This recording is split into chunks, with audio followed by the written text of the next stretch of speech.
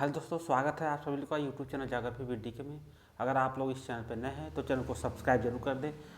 आज हम लोग इस वीडियो में दीनदयाल उपाध्याय गोरखपुर विश्वविद्यालय गोरखपुर बीए थर्ड सेमेस्टर, ठीक है, जियो 201 विषय का प्रीवियस ईयर पेपर देखने जा रहे हैं, यानी भूगोल विषय का बीए थर्ड सेमेस्टर, ठीक है, प्रीवियस ईयर पेपर देखने जा रहे हैं। यह जो पेपर है environment, disaster management and climate change का पेपर है। सब्जेक्ट कोड जो है 201 है, ठीक है। देखिए, यह टोटल 40 क्वेश्चन का हुआ था। अब यह जो पेपर हो रहा है, अब यह 50 क्वेश्चन का पेपर हो रहा है। तो आप लोग इस 40 क्वेश्चन को जरूर देखें और आने वाले समय में आप लोगों के लिए हम practice set 1 2 3 4 and 2 4 practice set 50 question का जरूर चलाएंगे। आप उसको भी देखेंगे, ठीक है। पहला क्वेश्चन देखते हैं। पारिस्थितिकी तंत्र में खनिजों और यौगिक के विभिन्न पैमाने पर चक्रण है, तो इसको कहते हैं जैव भू रासायनिक चक्र कहते हैं, ठीक है। क्वेश्चन नंबर 2 देखते हैं। पृथ्वी का सबसे बड़ा पारितंत्र है, तो जो पृथ्वी का लार्जेस्ट इकोसिस्टम है वह है जैवमंडल यानी बायोस्फीयर है, ठीक है। क्वेश्चन नंबर 3 देखते हैं। निम्नलिखित जलवायु कारकों में से किसका स्थलीय पारितंत्र पर सबसे कम प्रभाव पड़ता है, तो यह, ठीक है, सबसे कम प्रभाव यह हवा का पड़ता है, यानी विंड का सबसे कम प्रभाव पड़ता है। क्वेश्चन नंबर 4 देखते हैं। ग्लोबल वार्मिंग का संभाव्य परिणाम है, तो जो ग्लोबल वार्मिंग होगा उसका जो परिणाम होगा वह होगा समुद्र तल के स्तर में वृद्धि होगा, समुद्र के स्तर में वृद्धि होगा, फसल प्रतिरूप में बदलाव देखने को मिलेंगे, तटीय रेखा में परिवर्तन भी होगा, और यह हो जाएगा डी, इनमें से सभी, ठीक है। अगर ग्लोबल वार्मिंग होता है तो इसमें से सभी का परिणाम दिखाई देगा, ठीक है। क्वेश्चन नंबर 5 देखते हैं।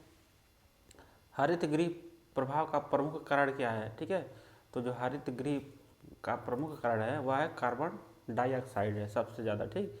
क्वेश्चन नंबर 6 देते हैं। वनों की कटाई से आमतौर पर घटती है, तो जो वनों की कटाई से आमतौर पर क्या घटती है, वर्षा घटती है। अगर पूछता है वनों की कटाई से क्या बढ़ती है, तो हो जाता है वायुमंडलीय उष्मीकरण, सूखा, मृदा अपरदन, ये सब बढ़ेगी, जबकि वनों की कटाई से क्या होगी, वर्षा घटेगी सबसे ज़्यादा, ठीक है। और मृदा अपरदन, सूखा, ये सब बढ़ेगी वनों की कटाई से। Question number 7। मृदा अपरदन किसके कारण होता है, तो जो मृदा अपरदन होता है वह होता है तेजी से शहरीकरण, उससे भी होता है, तना का काटना, उससे भी होता है, पशुओं द्वारा अत्यधिक चराई, इससे भी होता है। तो इसका राइट आंसर होगा डी, उपयुक्त सभी कारक, ठीक। क्वेश्चन नंबर 8 देते हैं। पृथ्वी की कितनी भूमि वनों से आच्छादित है, तो यह है 31% भूमि वनों से आच्छादित है, ठीक। क्वेश्चन नंबर 9 देखते हैं। मृदा अपरदन को किसके द्वारा रोका जा सकता है, तो वनों की कटाई से, वनीकरण से, चराई से, वनस्पति हटाना से, ठीक है। तो मृदा अपरदन को वनीकरण से रोका जा सकता है, यानी वन लगा के रोका जा सकता है। क्वेश्चन नंबर 9 का जगह बी। क्वेश्चन नंबर 10 देते हैं। निम्न में से कौन प्रकोप को परिभाषित नहीं करता है, ठीक है।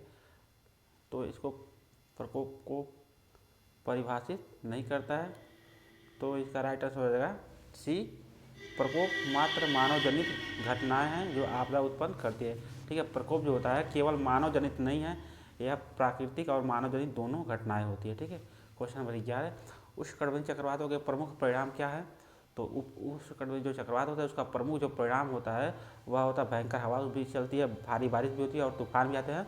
इसका राइट आंसर होगा डी, उपयुक्त, ठीक है, सभी। क्वेश्चन नंबर हम लोग अब 12 देखते हैं। बाढ़ के प्रमुख मानव निर्मित कारण है, ठीक है। तो बाढ़ के प्रमुख अगर मानव निर्मित कारण देखा जाए तो है वनों की कटाई, सबसे प्रमुख कारण मानव का है, ठीक है।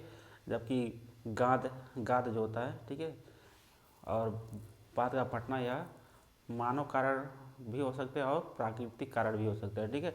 तो इसमें प्रमुख मानव निर्मित कारण है यह वनों की कटाई। क्वेश्चन नंबर 13 देते हैं। विश्व का कौन सा क्षेत्र विश्व में सर्वाधिक भूकंपीय गतिविधियाँ हैं, विश्व का कौन सा क्षेत्र विश्व में सर्वाधिक भूकंपीय गतिविधियों का है, ठीक है।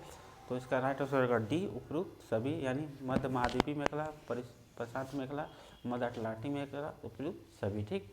क्वेश्चन नंबर हम लोग देते हैं 14। पारिस्थितिकी तंत्र का महत्व, ठीक है। तो इसमें मतलब निहित, इसमें खाली जो स्थान है वहाँ पर भरना है, तो इसमें ऊर्जा का प्रवाह एवं पदार्थों का चक्र दोनों निहित होता है, ठीक। क्वेश्चन नंबर 15, इसका राइट आंसर होगा सी, उपयुक्त दोनों, ठीक। Question number 15। पर्यावरण में क्या शामिल है, तो पर्यावरण में सभी जीवित और निर्जीव तत्व दोनों सम्मिलित है। Question number 16। सुपरजोनिक जेट किसके पतले होने का कारण बनते हैं, तो O3 यानी ओजोन परत जो होती है, सुपर जो जेट वायु चलते हैं विमान, उससे ओजोन परत क्या होती है, पतली होती है। तो O3 जो है ओजोन है। ठीक।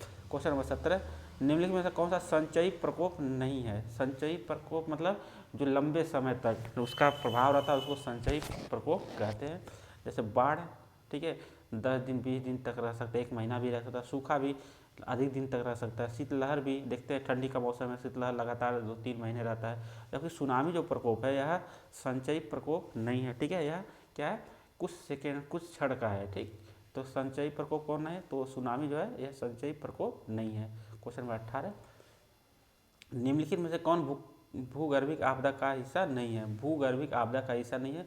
ज्वालामुखी, भूकंप, सुनामी यह भूगर्भिक आपदा है। ठीक है, जबकि सागर सर्ज जो है, ठीक है, यह भूगर्भिक आपदा नहीं है। ठीक। क्वेश्चन नंबर हम लोग देते हैं 19, बाढ़ के प्रमुख मानव जनित कारण है, वही है वनों की कटाई। यह क्वेश्चन 2 बार इस पेपर में पूछा हुआ था। ठीक। क्वेश्चन नंबर 20 देखते हैं, भूकंपी तरंगों के कारण आपदा का नाम है, भूकंपी तरंगों के कारण आपदा का जो नाम है वह है सुनामी। ठीक है, जब समुद्र में भूकंप आते हैं तो सुनामी उत्पन्न होती है, जबकि एल नीनो, टाइफून, तूफान यह भूकंपी तरंगों के कारण नहीं उत्पन्न होता है, यह उष्णकटिबंधीय जो चक्रवात होते हैं उसके कारण यह सब। ठीक है। क्वेश्चन नंबर 21, किस प्रकार की खेती से अधिक मात्रा में वनों की कटाई होती है? तो जो निर्वाह कृषि होती है, ठीक है, इसको स्थानांतरण यानी शिफ्टिंग फार्मिंग भी कहते हैं, उससे, ठीक है, अधिक मात्रा में वनों की कटाई होती है। क्वेश्चन नंबर देखते हैं 22, पूर्वी भारत में विनाशकारी बाढ़ के लिए कुख्यात नदी है? तो पूर्वी भारत में सबसे ज़्यादा जो बाढ़ आती है वह ब्रह्मपुत्र नदी के कारण आती है। पूर्वी भारत में जो राज्य हैं वह कौन से? असम, ठीक है, ये सब मेघालय, ये सब सारे जो राज्य हैं उधर 7 सिस्टर के नाम से जाना जाता है। क्वेश्चन नंबर 23, ट्रॉफिक स्तर किसके द्वारा बनता है?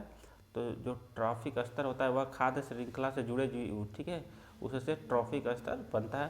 क्वेश्चन नंबर 24, पारिस्थितिकी तंत्र शब्द किसने दिया? तो डॉक्टर A.G. टांसले ने पारिस्थितिकी तंत्र शब्द दिया था, जबकि हैकल ने पारिस्थितिकी शब्द दिया था। ठीक।